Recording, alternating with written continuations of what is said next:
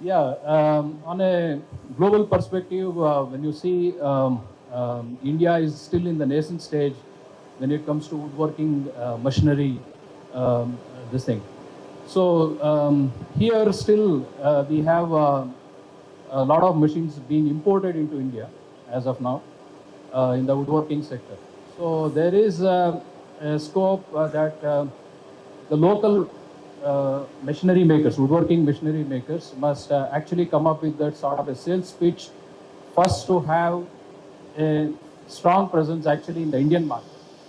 And then there's also a potential that is there in the export market too. So the thing is, BSA has been in this thing something like what Rahul was mentioning, that Make in India initiative from 2014. Actually, it is promulgated, and it's actually the stretch is in a very long way. And we are very proud to be associated with that, though we are an Italian MNC. So we go with our very cherished value of being an international native. So when you are in Rome, you be a Roman. We are more of an Indian company that is there. And for that matter, it's a proud moment for us to say that this June we have achieved the 10,000th machine was exported from Biesse India from our Bangalore plant. So this is a very good testimonial and a testament that actually what Indian engineering skills can do. Of course, there is some inputs that we get from Italy also, but we have a solid design team that is here, and we have people who have been trained in our HQ. And now we can proudly say that we have a vertically integrated manufacturing plant that is world class. And in fact, Italy plant also has started benchmarking some of our practices. That's a very proud this thing. Yeah. That is what the talent that we have got. And in that way, we need to actually see how we benchmark the best practices. That is what some of the points that I say. When it comes to the thing about reliability and quality of the machine, especially for the Indian manufacturers. So I take the inspiration from my previous experience in metalworking industry.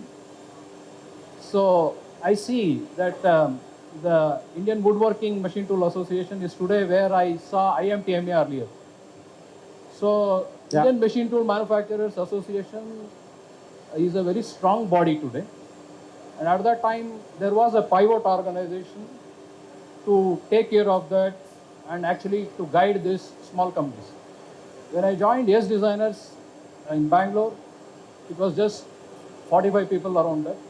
It was not even an MSME for that matter. But today it is the largest machine tool builder in the world, and it has a great stake and say in the IMTMA organization. So the tutelage that the pivot organization for that transformation is CMTI. Earlier it was Central Machine Tool Institute, but now it is rechristened as Central Manufacturing Technology Institute. So if we have a parallel that is there with VDMA, so VDMA actually has this thing that Woodworking Association also is a part of VDMA. Of course, Achimal is different in Italy, but again it reports to the FEDER machine. So here we need to see that sort of a pivot organization which can actually integrate the efforts where the technical expertise is there. And as Gopi was mentioning, the primary aspect of this sort of association is to bring the standards, general acceptance standards for machinery testing and also the qualification of the machine. Okay, that's customer should not overbuy or underbuy the way, and that standards has to be developed. So we can definitely benchmark with the practices what IMTMA has done. And the other aspect that what we need to think is about developing the automation level that is there in the machine with the smart manufacturing technologies, advanced CAD/CAM technologies that are having. And India is a powerhouse in software development. So we need to leverage on that fact, and we have the best people in mechatronics who are raw talent that we found in Orissa.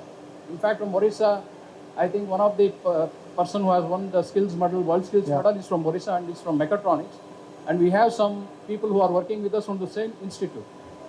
So in that way, we have a great potential of talent in engineering. We need to see how we can leverage that.